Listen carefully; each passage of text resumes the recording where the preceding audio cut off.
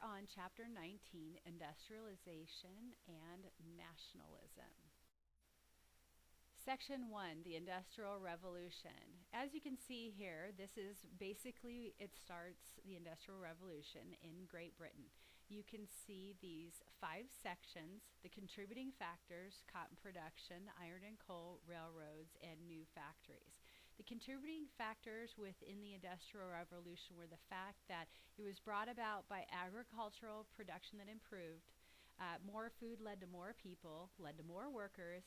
They had a wealthy class that invested a lot of dollars, and good natural resources in Great Britain, such as rivers, yes, coal, iron ore, and coal. If you look at cotton production, you can see that there are many new inventions that increased the production of cloth. And so you can see the flying shuttle, the spinning jenny in 1764, and the water-powered loom. The spinning jenny and the flying shuttle were some of the first inventions. For the coal and iron production, you can see that puddling was a new process that removed iron impurities. Iron was used to build these machines, and coal was used in steam engines, such as on railroad systems, to heat the water to that point that made steam to give it the power to push the engine. Railroads use these steam engines, and you can see the Rocket was the first public railway in England, and of course it did go 50 miles per hour, which was extremely fast back in those days. It moved people and goods faster. It provided jobs in factories for iron and coal and in railroads. Maybe you guys have seen Thomas the Tank Engine. That, of course, is an English production based upon a lot of these steam engines back in the day. New factories, it created a labor system. It took things from rural, which means the countryside, to an urban lifestyle, but it had to teach adults actually how to be workers. We take that for granted. They would be fined for being late, child workers were beaten, and people were dismissed for being drunk or other bad conduct. Now, this next slide for Section 1, the Industrial Revolution. Britain, by the 1850s, Britain had half the world's coal production. The U.S. was a large country that needed good transportation to get from one side to the other to really control the borders. It used steam to power boats and railroads. Remember, steam was also a part of those, the river boats that were going up and down the Mississippi. As in Britain, steam engines led to coal production and increased work in factories. Factories increased the labor force. Women and children were a large part of that labor force. If you look at the picture to the left, you can see how population increased as production increased. You can see those things are completely and utterly tied together. On this particular slide, you guys can see these 4 sections. One is the growth of population of cities. Europe actually, within 100 years, almost doubled. And London itself went from 1 million. Within 50 years, it was at 2.5. Why did all this happen? Well, the death rates decreased, wars and diseases decreased, and we increased food, except for the Irish potato famine, which brought a lot of Irish people to the United States in the Boston area. The industrial middle class came about, and basically industrial capitalism, it's an economic system based on the industrial production. This group created a new middle class made up of factory builders and machine makers. Industrial working class, think of women and children. Women and children made up 2/3 of the cotton industry. The Factory Act of 1833 set the minimum working age at 9. These kids had to work to support their families, which created a large group of uneducated youth and then adults in society because they were no longer in school but were working. Factory workers were there 12 to 16-hour days, no minimum wage, 6 days a week, and they were locked in often, half hour for lunch and dinner because they were still there for dinner. And in the coal mines, some of these people were underground and in tunnels that were only 3 to 4 feet high. Now, a man named Robert Owen, who is British, believed that people would show their natural goodness if they lived in a cooperative environment, and he saw this concept of socialism as a way in which society, government ran society, and government owns and controls production, and believed that people would act according to their own goodness. Do you believe that would happen? So now a new part of our presentation is a review with review questions that you will probably see on your review. So we could see the blank, which sped up weaving and ended cloth making as a cottage industry, is the flying shuttle. The coal-driven steam engine became crucial to Britain's Industrial Revolution.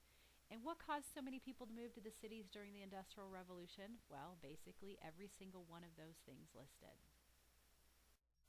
Now, section 2 is a bit lengthy, and I thought I would summarize it better by using this summary.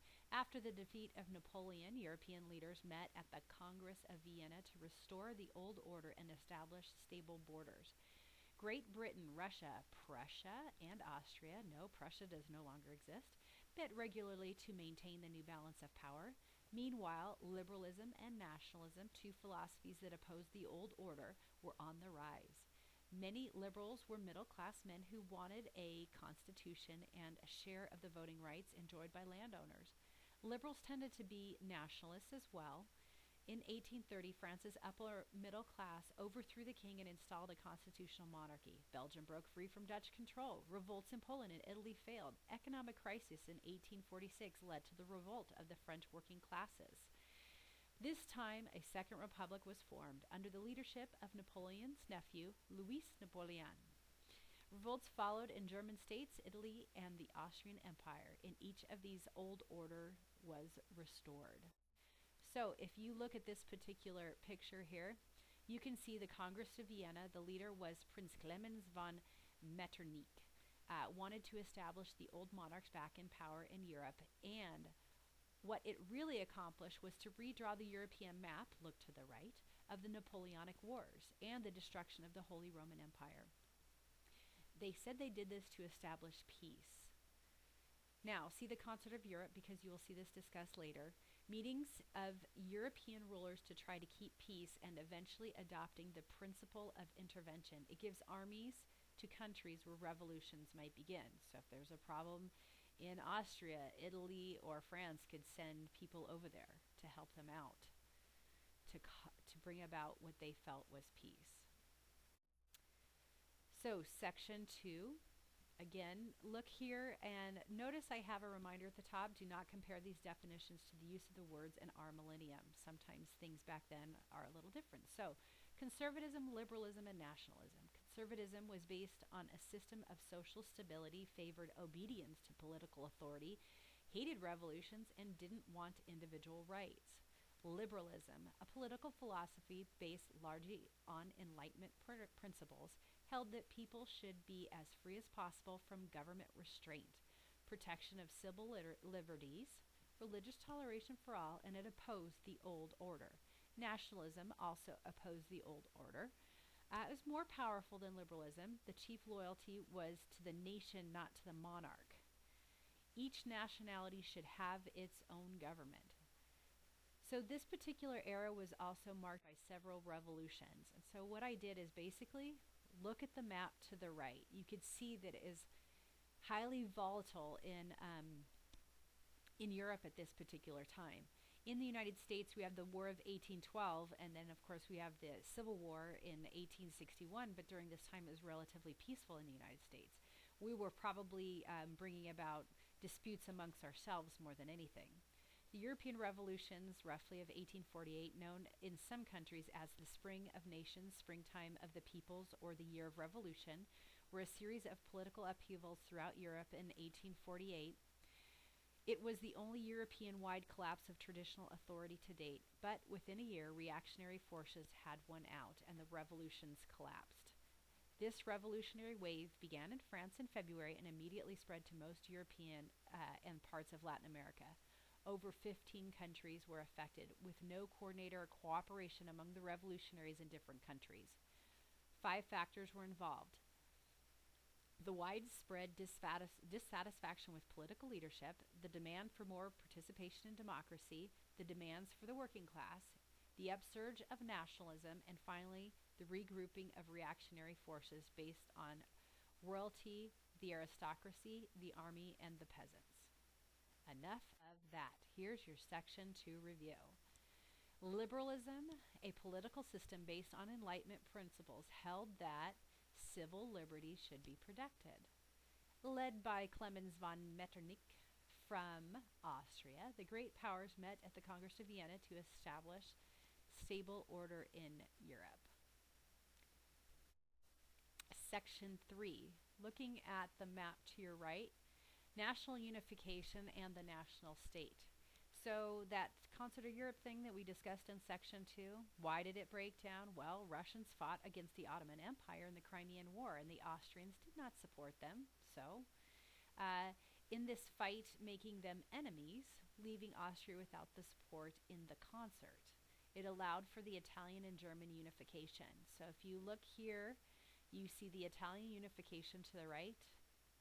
The areas in Italy began to unite as Austria weakened its control. North, we had the Piedmont declared war on Austria after it had support from France, and in the south, Garibaldi invaded Sicily and Naples. After several wars and battles, which if you read your book, there are several, Italy was united September 20th, 1870. Rome came under the control of the Italians in the Franco-Prussian War. The German unification, well, we have Prussia unified with the German Confederation, basically to form Germany. This happened even before the Franco-Prussian War. And you would say William, they might say Wilhelm the First, was appointed Kaiser, from the word Caesar, of Germany, after Otto von Bismarck helped to gain power in Prussia. Now, this slide helps to summarize a lot of what was going on with these national unifications and the national state. Great Britain, France, Austria, Russia, and the United States. In Great Britain, they avoided conflict. Why? Because they were rich. They were rolling in it, so they enjoyed it. Queen Victoria was an amazing monarch that was on the throne longer than anybody until recently, and her title is given to her the entire age of that era, the Victorian age. France, we had Louis Napoleon, became Napoleon III after a 97% vote for restoration of the empire. He completely controlled the government, and he rebuilt Paris. Eventually that does change. In Austria, many wars. That summed it up. Then in 1867, a compromise created the Austria-Hungary state. Each had its own constitution, capital, and government, but one monarch. In Russia, lost the Crimean War, had a czar, again from the word Caesar. March 3rd, 1861, Tsar Alexander freed the serf, but this led to a bunch of poor people that might be free and not living under the monarch or the lord in the area, but they were starving. And the United States, we did have the Civil War. The Emancipation Proclamation was written by Lincoln. It freed the slaves during the war in enslaved states. So if you go see the movie Lincoln, this will explain all of this. And you can see how the 13th Amendment was brought about that ended slavery. So this section review right here that we have, which of the following did not contribute to Italian unification? The decline of the Ottoman Empire. In southern German states agreed to enter the North German Confederation during the Franco-Prussian War. And what did the Compromise of 1867 do? Created the dual monarchy in Austria-Hungary. Now, probably my favorite part of this chapter is section 4. Why? Because it basically covers arts and culture. And you can see that we had romanticism and realism. And romanticism stressed the feelings and emotions of humankind. Romantic writers had characters that were misunderstood. Many wore outrageous clothes and long hair. Ivanhoe was a popular book for the Romantics, written by Walter Scott. Gothic literature grew with the writing of Mary Shelley's Frankenstein and Edgar Allan Poe's short stories. The Monster of Frankenstein was a look at science's attempt to conquer nature. The poet, William Wordsworth, used nature as his inspiration. Look at these pictures, because these people will definitely be a part of your matching when you get to this section. You can see the different information here to the right and the photos of the people discussed and what they did. So if you want to go back and watch the PowerPoint, you can actually click on that microphone and you can hear Fleur de Lis. This was written by Beethoven. He was the bridge from classical to romanticism. He had many loves in his life. He wrote music for all of these women. He began to go deaf at the age of 26. He died at 56, possibly of liver failure due to drinking. His famous works include Fleur de Lis and the Fifth Symphony. And of course you can see this beautiful painting here as well.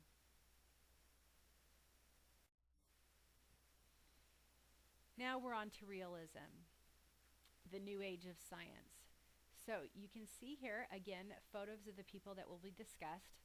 Frenchman Louis Pasteur said that germs cause diseases, not, what other people thought, spirits or anything like that. He came up with the concept of pasteurizing things such as milk to kill the germs. Dmitry Mendeleev came up with classification based upon atomic weight.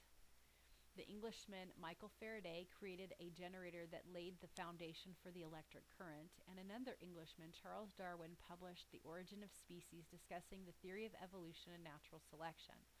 All of this scientific thought increased secularism, which is an indifference or rejection of religion.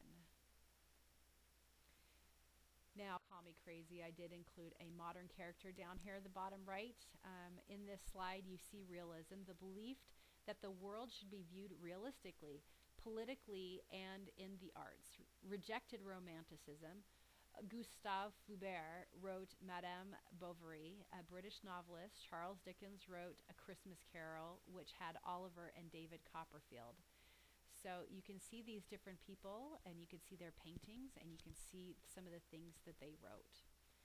Finally, we have the review for Section 4. You can see here, who laid the foundation for the use of the electric current? Michael Faraday. At the end of the 1700s, Romanticism emerged as a reaction to the ideas of enlightenment. So I hope this helps you to understand this chapter.